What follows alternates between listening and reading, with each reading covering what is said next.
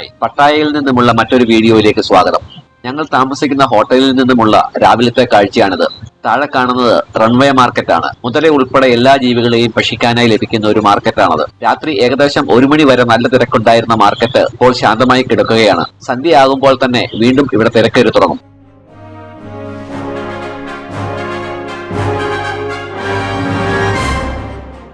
ഇന്ന് ഞങ്ങളുടെ യാത്ര കോറൽ ഐലൻഡിലേക്കാണ്. അത് കഴിഞ്ഞ് ലോകപ്രശസ്തമായ അൽകാസ്റ്റർ ഷോ കാണാനാണ് പരിപാടി.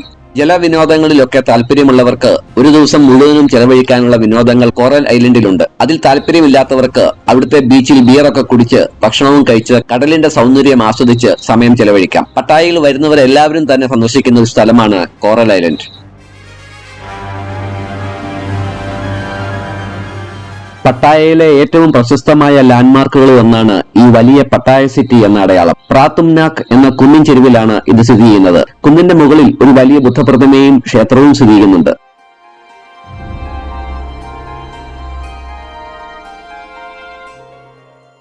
ഞങ്ങൾക്ക് പോകാനുള്ള ബോട്ട് തയ്യാറായിട്ടുണ്ട്. 10-12 പേർക്ക് കയറാവുന്ന ചെറിയ സ്പീഡ് ബോട്ടുകളിലാണ് കോറൽ ഐലൻഡിലേക്ക് യാത്രക്കാരെ കൊണ്ടുപോകുന്നത്.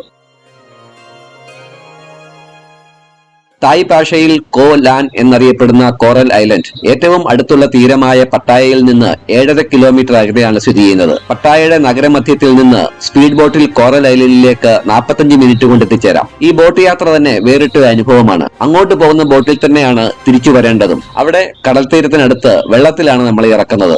അതുകൊണ്ട് അതിനുള്ള തയ്യാറെടുപ്പോടെയൊക്കെ വേണം പോകുവാൻ. ടിക്കറ്റ് ഒന്നും നേരത്തെ ബുക്ക് ചെയ്യേണ്ട കാര്യമില്ല. ബോട്ട് പുറപ്പെടുന്നതിനടുത്തായി ധാരാളം ബുക്കിംഗ് കൗണ്ടറുകളുണ്ട്.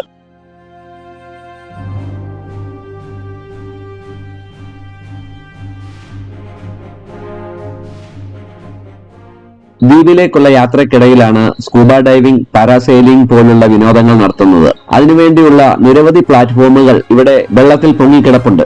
ഞങ്ങളിൽ കൂടുതൽ പേർക്കും പാരാസെയിലിംഗ് ആണ് താല്പര്യം എന്നതിനാൽ ഞങ്ങൾ അതിനുവേണ്ടിയുള്ള ഒരു പ്ലാറ്റ്ഫോമിൽ ഇറങ്ങി.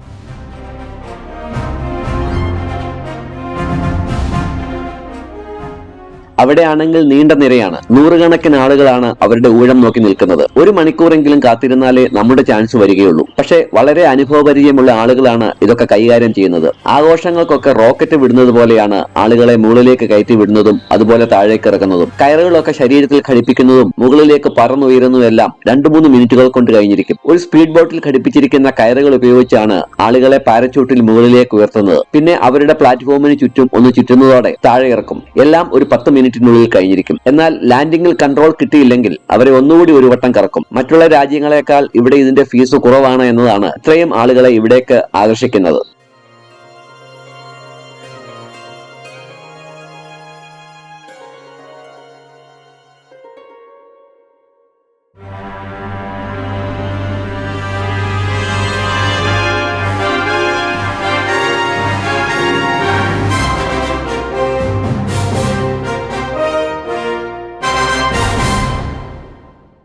പാരാസെയിലിംഗ് ഒക്കെ കഴിഞ്ഞതിന് ശേഷം കോറൽ ഐലൻഡിലേക്കാണ് അടുത്ത യാത്ര.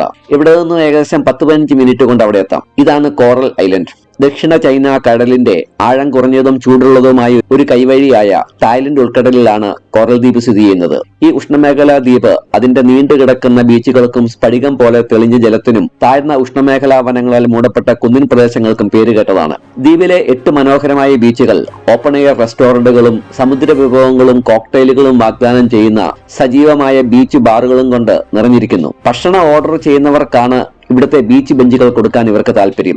ദ്വീപിനെ ചുറ്റിപ്പറ്റിയുള്ള പവിഴപ്പുറ്റുകൾ വിവിധതരം സമുദ്രജീവികളാൽ നിറഞ്ഞതാണ്. ഇത് ഈ ദ്വീപിനെ സ്നോർക്കലിംഗിനും അണ്ടർ വാട്ടർ പരിവേഷണത്തിനും ഒരു മികച്ച സ്ഥലമാക്കി മാറ്റുന്നു. സമുദ്രനിരപ്പിൽ നിന്ന് 180 മീറ്റർ ഉയരത്തിൽ ഒരു ബുദ്ധക്ഷേത്രം സ്ഥിതി ചെയ്യുന്നുണ്ട്. കൂടാതെ താമസ സൗകര്യങ്ങളും ഹോം സ്റ്റൈൽ റെസ്റ്റോറന്റുകളും നൽകുന്ന 2 ചെറിയ ഗ്രാമങ്ങളും ഈ ദ്വീപിലുണ്ട്. 1600-ലധികം ഭക്ഷണശാലകളുള്ള ഈ ദ്വീപിൽ ഭക്ഷണത്തിനും വിനോദത്തിനുമുള്ള ഓപ്ഷനുകൾക്ക് ഒരു കുറവുമില്ല. സന്ദർശകർക്ക് കടൽ തീരത്ത് വിശ്രമിക്കാം, അല്ലെങ്കിൽ ബനാന ബോട്ട് റൈഡുകൾ, സ്പീഡ് ബോട്ടിംഗ്, സ്നോർക്കലിംഗ് പോലുള്ള പ്രവർത്തനങ്ങൾ ആസ്വദിക്കാം.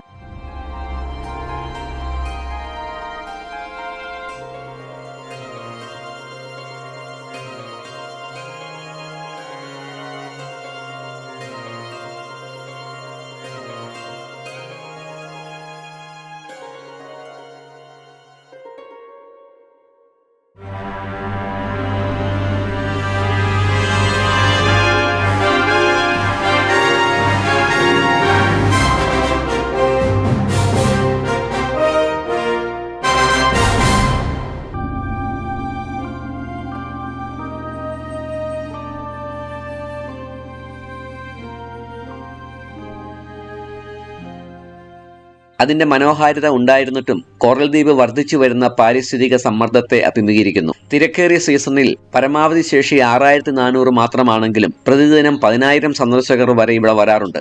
ഇത് പ്രതിദിനം ഏകദേശം 5 ദശലക്ഷം രൂപ വരുമാനം കൊണ്ടുവരുന്നതിനോടൊപ്പം ഗണ്യമായ പാരിസ്ഥിതിക ബാധ്യതയും സൃഷ്ടിക്കുന്നു. പ്രതിദിനം ഇവിടെ സൃഷ്ടിക്കപ്പെടുന്ന ഏകദേശം 50 ടൺ ഖരമാലിന്യത്തിൽ പട്ടായ നഗര അധികാരികൾക്ക് ഏകദേശം 30 ടൺ മാത്രമേ നീക്കം ചെയ്യാൻ കഴിയുന്നുള്ളൂ. ശേഷിക്കുന്ന 20 ടൺ ദ്വീപിന്റെ മധ്യഭാഗത്ത് തള്ളപ്പെടുന്നു. ഇത് ദ്വീപിന്റെ പാരിസ്ഥിതിക ഭാവിയെ തന്നെ ഭീഷണിപ്പെടുത്തുന്ന ഒരു മാലിന്യ സംസ്കരണ പ്രതിസന്ധി സൃഷ്ടിക്കുന്നുണ്ട്.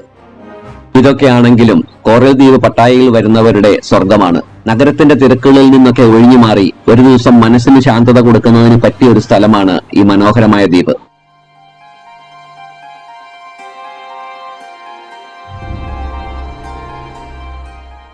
ലോകപ്രശസ്തമായ പട്ടായയിലെ അൽകാസർ ഷോ ലേഡി ബോയ്സ് എന്ന് വിളിക്കുന്ന ട്രാൻസ്ജെൻഡർ അവതരിപ്പിക്കുന്ന ഒരു ഗംഭീര കാബറെ പ്രകടനമാണ്. 1981 വെറും 350 സീറ്റുകളും 100ഓളം പെർഫോമേഴ്സുമായി ആരംഭിച്ച ഇത് പിന്നീട് ജനപ്രീതി കാരണം 1990 1200ഓളം പേർക്ക് ഇരിക്കാവുന്ന അത്യാധുനിക ലൈറ്റിംഗ്, ശബ്ദം, സ്റ്റേജ് സാങ്കേതിക വിദ്യ എന്നിവയാൽ സജ്ജീകരിച്ചിരിക്കുന്ന ഒരു ഗംഭീരവും ആധുനികമായ വേദിയിലേക്ക് മാറി. ഇന്ന് 400-ലധികം പ്രതിഭാധരായ ഗായക നർത്തകർ നയിക്കുന്ന 3/4 മണിക്കൂർ ദൈർഘ്യമുള്ള ഈ ഷോയിൽ തായ് പുരാണങ്ങൾ മുതൽ പേർഷ്യൻ നൃത്തം, ഹലോ വിയറ്റ്നാം, ഫാബുലസ് റഷ്യ തുടങ്ങിയ 17 മിന്നുന്ന പ്രകടനങ്ങൾ, വിപുലമായ വസ്ത്രങ്ങൾ, വമ്പൻ LED പശ്ചാത്തലങ്ങൾ, ചലനാത്മക നൃത്ത സംവിധാനം എന്നിവയുടെ അകമ്പടിയിൽ നടത്തപ്പെടുന്നു.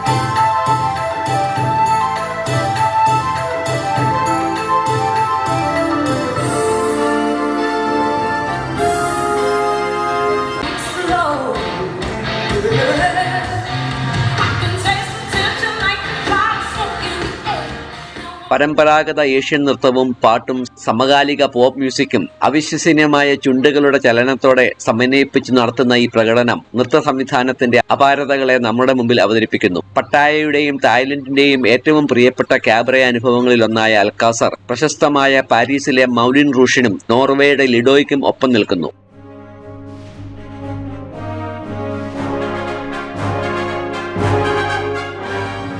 ഷോയ്ക്ക് ശേഷം കലാകാരന്മാരെ കാണാനും അഭിവാദ്യം ചെയ്യാനും അവസരമുണ്ട്. എന്നാൽ അതിനായി നമ്മൾ ടിപ്പ് നൽകണം.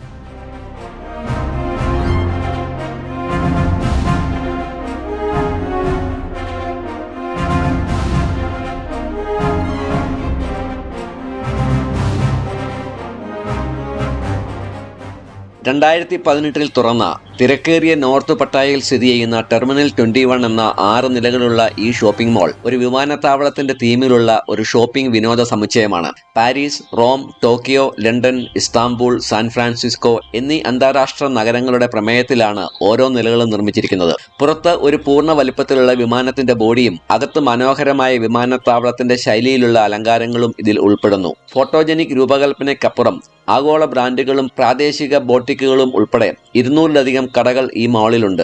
കൂടാതെ വൃത്തിയുള്ള ജാപ്പനീസ് ശൈലിയിലുള്ള ടോയ്ലറ്റുകളും ഒരു food and supermarket, SFX cinema, വിനോദ മേഖലകൾ എന്നിവയും ഇതിൽ ഉൾപ്പെടുന്നു. സാൻ ഫ്രാൻസിസ്കോ തീം ഫുഡ് കോർട്ടായ പിയർ 21 അതിന്റെ വിപുലമായ വൈവിധ്യത്തിനും മൂല്യത്തിനും പേരുകേട്ടതാണ്. സാധാരണക്കാർക്കായി 35 മുതൽ 60 തായ് ബാത്ത് വരെ ഇവിടെ ഭക്ഷണം ലഭ്യമാണ്. ടെർമിനൽ 21 ഇടത്തരം ശ്രേണിയിലുള്ള ഒരു മോളാണ്. ഇവിടുത്തെ ബോട്ടിക് ഷോപ്പുകളിലും അന്താരാഷ്ട്ര ബ്രാൻഡുകളിലും ഉൽപ്പന്നങ്ങൾക്ക് എതിരാളികളെക്കാൾ വില കുറവാണ്. 2011 ബാങ്കോക്കിൽ ആരംഭിച്ച ടെർമിനൽ 21 പിന്നീട് പട്ടായ ഉൾപ്പെടെ 4 സ്ഥലങ്ങൾ കൂടി ഉൾപ്പെടുന്ന ഒരു ദേശീയ ശൃംഖലയായി വളർന്നു. എല്ലാ മാളുകളിലും ഒരേ ആശയം നിലനിർത്താൻ ഇവർ ശ്രമിക്കുന്നുണ്ട്. 9 നിലകളും ഏകദേശം 600 കടകളും തായ്ലൻഡിലെ ഏറ്റവും നീളം കൂടിയ എസ്കലേറ്ററുമുള്ള ബാങ്കോക്കിലെ മാളാണ് ഏറ്റവും വലുത്.